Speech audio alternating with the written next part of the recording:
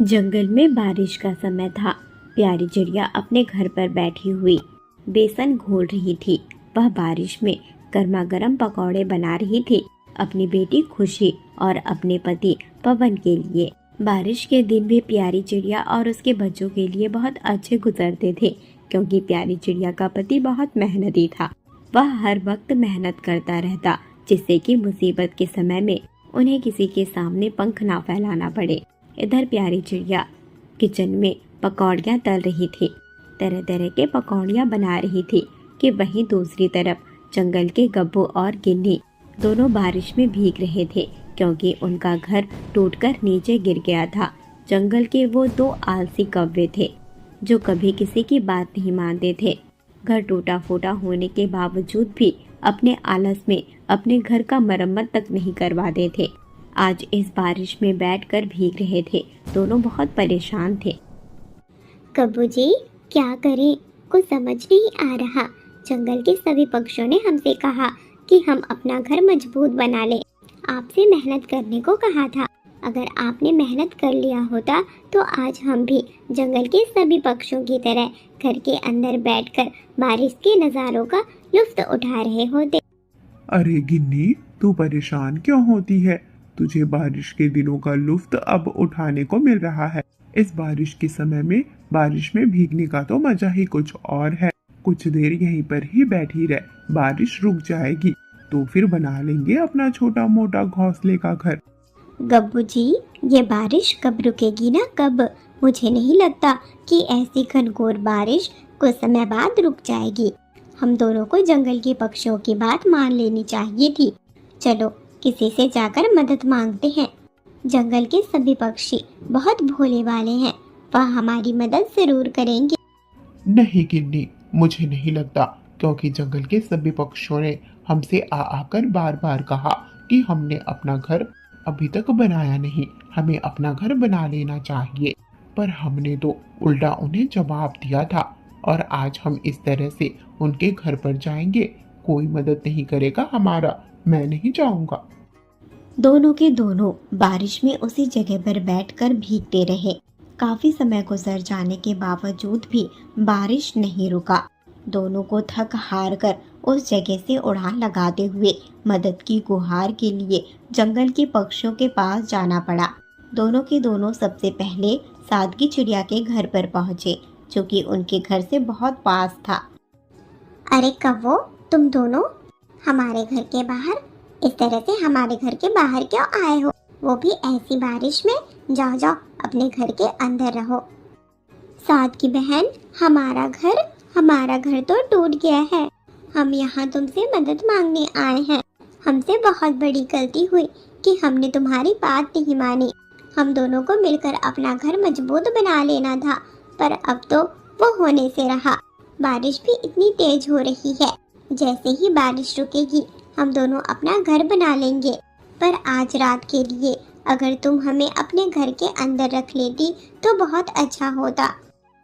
ठीक है, दोनों के दोनों आ जाओ घर के अंदर। पर बस मैं आज ही तुम्हारी मदद करूंगी, दूसरे रोज नहीं। इस तरह से कहने के बाद सादगी चिड़िया गब्बू और गिन्नी दोनों को अपने घर के अंदर रख लेती है। उन्हें खाने के लिए दाने भी देती है। रात गुजर जाती है। जैसे ही सुबह का वक्त हुआ, बारिश रुक चुकी थी। सादगी चिड़िया ने दोनों कौवों को समझाते हुए कहा, अब बारिश रुक चुकी है, पर जंगल में बारिश का मौसम शुरू हो गया है। कभी भी किसी भी पल बारिश हो सकती है, तो तुम दोनों याद से अपना घर मजबूत बना लेना। हाँ, सादगी बहन, क्यों नहीं। हम दोनों तो अभी के अभी ही अपना घर मजबूत बनाएंगे। घर जो हमारा टूटा हुआ है, बस उसी को उठाकर उसे मरम्मत करेंगे और अच्छा बनाएंगे। इस तरह से कहने के बाद गब्बू और गिन्नी अपने घर की ओर लौट जाते हैं। गब्बू और गिन्नी का घर टूटा फूटा था। दोनों ने मिलकर घर को बनाने के लिए सोचा तो था। दोनों तिनके इकट्ठे करने के लिए जा ही रहे थे कि तभी गब्बू कौवा और गिन्नी कौवी, गिन्नी, क्या तुम्हें लगता है कि आज रात को बारिश होगी? मौसम कितना साफ है। मुझे नहीं लगता कि बारिश होगी। चलो थोड़े मोड़े घास फूस अपने घर के ऊपर डाल देते हैं, बस छत बन जाए, बारिश नहीं होने वाली। हाँ गब्बू जी, आपकी बात बिल्कुल सही है, मुझे भी नहीं लगता। वैसे भी मौसम इतना साफ है, कल ना जाने कैसे बारिश हो गई थी, आज नहीं होगी। चलो चलो, थोड़े घास फूस से इस घर को बना लेते हैं, कुछ देर काम करने के बाद आराम भी तो कर लेंगे। दोनों कौवे उस घर में थोड़ी मोड़ी घास चुन चुन कर लगाना शुरू कर देते हैं। कुछ समय बाद उनका घर बनकर तैयार था। दोनों घर के अंदर बैठे हुए थे, मजे मजे से दाने खा रहे थे। दोनों को ऐसा लग रहा था कि मौसम तो साफ है, बारिश नहीं होगी, पर जैसे ही रात का वक्त हुआ, बारिश शुरू हो गई। दोनों का घर दोबारा से टूट गया। दोनों बारिश में दोबारा से परेशान थे। दोनों के आलस की वजह से आज उन्हें फिर से बारिश में भीगना पड़ रहा था। गब्बू जी, ये सब आपकी गलती है। आपने ही कहा था कि थोड़े मोड़े घास लगाकर सिर्फ छत ढक लेते हैं। अगर मजबूती से घर बना लिया होता तो आज इस तरह से बारिश में भीग न रहे होते। मैंने नहीं किया तो तुमने भी कौन सा कर लिया। अब ये सब बात छोड़ो, चलो सादगी के घर पर चलो, वह हमारी मदद जरूर करेगी। इस तरह से कहने के बाद गब्बू और गिन्नी सादगी के घर की ओर जाते हैं। वहीं दूसरी तरफ सादगी चिड़िया तो प्यारी चिड़िया के पास गई हुई थी। कल उन गब्बू और गिन्नी को मैंने बहुत अच्छा समझाया था, इस बारिश में अपना घर बना ले, पर उसके बावजूद भी आज उन्होंने आलस दिखाया। घास फूस लगाकर अपने घर को बस ढक लिया। मैं तो उन दोनों को समझा समझा कर थक गई हूँ। हम जंगल के पक्षियों ने ही उन्हें बिगाड़ रखा है।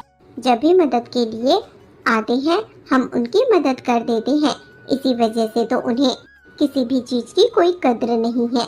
वह अपना घर भी नहीं बना पा रहे। अगर आज वह मेरे घर के बाहर आए तो मैं दोनों के दोनों को भगा दूंगी।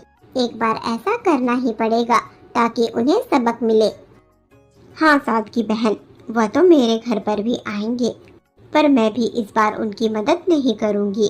और मैंने तो चांदनी से भी बात कर लिया है, चांदनी भी गब्बू और गिन्नी की मदद नहीं करेगी। दोनों के दोनों पक्षियों को इतनी बार हमने समझाया है, पर उसके बावजूद भी वह हमेशा अपने मन की करते हैं।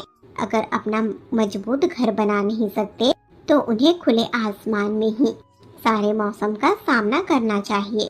तुम बिल्कुल सही कह रही हो, हम जंगल के पक्षियों ने ही तो उन्हें बिगाड़ रखा है। आज ना तुम उनकी मदद करोगी, ना मैं करूंगी, ना ही चांदनी करेंगी। कल तक उन्हें खुद एहसास हो जाएगा और वह अपनी मदद खुद करेंगे। हाँ प्यारी, तुम बिल्कुल सही कह रही हो। दोनों के दोनों को मेहनत की कद्र नहीं है। खुद के मेहनत करेंगे तब उन्हें पता चलेगा। रोज रोज भला उन्हें दाना पानी कौन दे, छत कौन दे। ठीक है प्यारी बहन, अब मैं चलती हूँ। बारिश भी बहुत तेज हो रही है। वो गब्बू और गिन्नी ना जाने क्या कर रहे होंगे।